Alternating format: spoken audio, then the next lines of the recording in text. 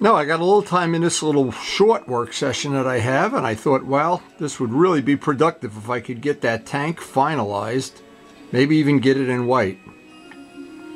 Now, if you've been watching a lot of these videos of this restoration, you know I've put a lot of time, I've done that body work over and over again. And what I want to do, I just decided I'm just going to be ultra fussy. It really did come out as good as I could have ever expected. I'm just going to put a very light sanding with 600 on that, and I'm going to try to get it in white today. It's turned out to be a paintable day. So at this point in the job, I want to have it, I normally would have used 400, I'm going to use 600, because I'm being real fussy with that tank, but here's the secret. It's a secret. Indasa. Rhino wet. 600. Soapy water with a little bit of Dawn. And a big hot cup of coffee. Because it's cold out there. Now, I know that this is a lot of body work, a lot of Bondo and everything. So I want to be real careful. As soon as I see I'm going through, that's it.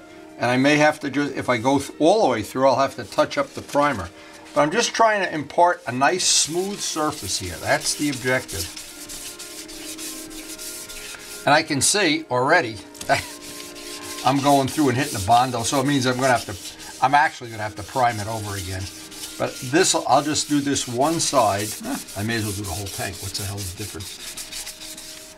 The good thing about working this time of year and these work sessions that I have is I try never ever to be in a rush or to try to set some indiscriminate deadline of you have to have this done at this time or that time, because what happens when I do that, it takes the fun out of it.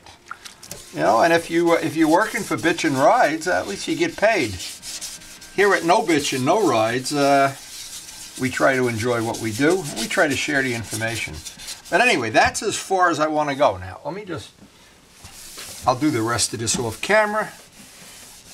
But I want to impart a nice smooth surface, and then I'm going to put on a very light, I think I'm going to put on a light coat of primer. Wait an hour, and if the weather cooperates, I can get this in white today. What a thrill that's going to be.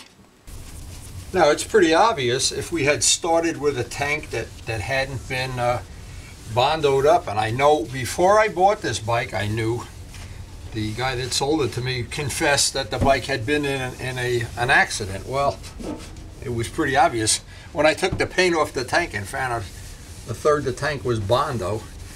But I wish I had a picture of this the day, and I didn't take any pictures. It had skulls and, oh my God, snakes and stuff. I wish Luciano would have taken some pictures back then. That was the pretty, Luciano and I went and bought the bike, and it was a pretty good adventure. Anyway, I'll tack rag this down, get another coat of primer on it. This is all Duplicolor primer sealer. In the past, I had done this with self-etching primer, but they both seem to work fine. But I want to show something too on this that's pretty obvious. So the thing to see is, even though you think this is a flat surface, when you block sand things, you find the high spots. And this is what they do when you see something like Bitchin' Rides or one of these custom car shows where they block sand everything out, even though it looks pretty straight. There's always high spots in here. There's always spots that are going to come through. And up to some point, you've got to, there's a price to be paid, when you especially when you're trying to make a tank that's really had a rough service life look as good as you can make it. So Karen just told me I better get out there and paint if I'm going to paint today, because the temperature's dropping for tomorrow. And I've been trying to be religious about tack ragging this. In the past, I haven't really been religious, to be honest. But I've started to be, and it seems to pay off. So just get that little bit of dust that I don't have to sand out of the next coat of paint. And when I saw how Steve's job, when we started it, it had this epidemic of fish eyes, I got very overly concerned with it. I'm going to have a fish eye issue, and so far with his job, so far it's been resolved, but it's never done until the bike's put together and you drive it away. All the primer on this job is Duplicolor Primer Sealer.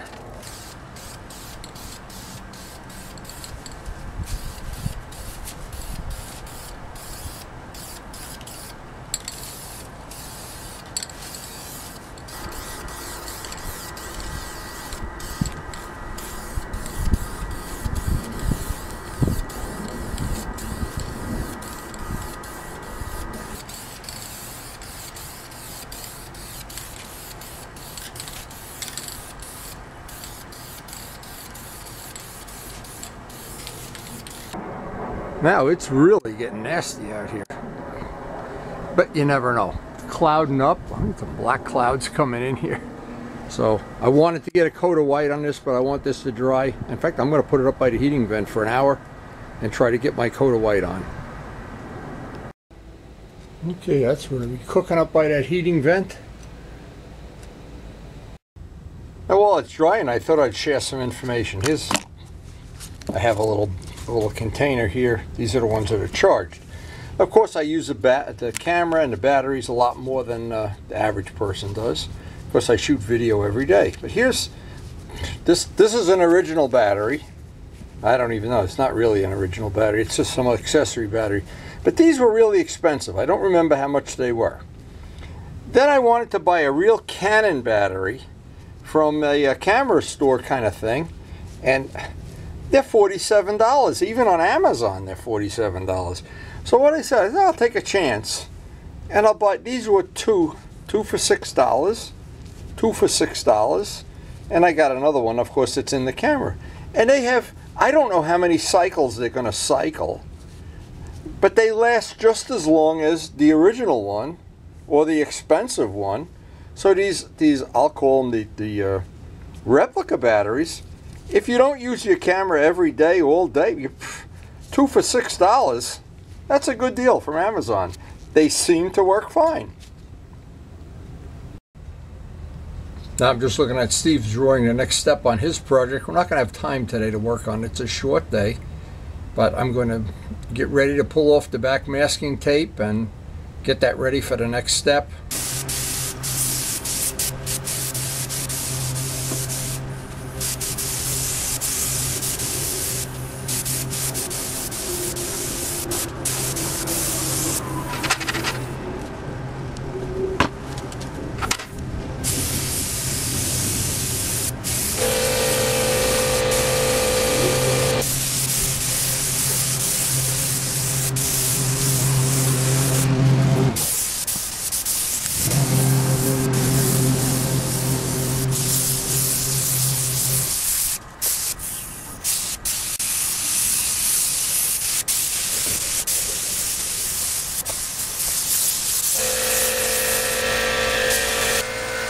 And a goal, of course, is to get 3 coats of white on, roughly 20 minutes, a half hour apart, and we may just be able to beat the sun here. Hey, that's all that body work we did. Now it's starting to pay off. Well, that's going to dry overnight, and we'll see how that played out. So far, so good. Well, it looks like I made a good decision getting this done today, because I don't know if you can see it, but it is snowing.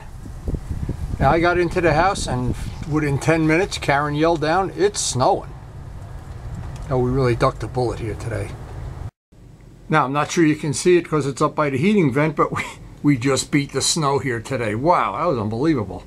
But anyway, I put an extra coat of white on here, remembering that stripe is going to go through the tank, and I want that white to really jump out. But look, it's so white. Wow. Anyway, it's critical to know, because that stripe, according to my concept, which who the hell knows if that's the way it's going to play out, I may wind up with flames and skulls on it. But anyway, so we've reached another milestone. Now this is a little bit easier than I thought it would be, because the next time we get to work on this, and that of course changes from day to day, well, we have Steve's job to work on it. Look at that, how bright that white is. Oh, I'm glad I put that last coat of white on, because I want that stripe to really stand out. Anyway, this ought to be a lot of fun now. But I need a dedicated day, a totally dedicated day to lay out that striping. And that might not be tomorrow, it might not be next week. It's got to be a day. And the only thing I'm going to do, because it's a critical thing. It's super, super critical that that line right up. And if it goes up and down like the Smoky Mountains, forget it. Another thing that's critical, the thickness of the bars. John Pothier and I are going to work on some custom decals. It's not a real simple thing, but we're going to do our best to get it done. So I hope you enjoyed the video, and let's hope we don't get snowed in here. And thanks for watching.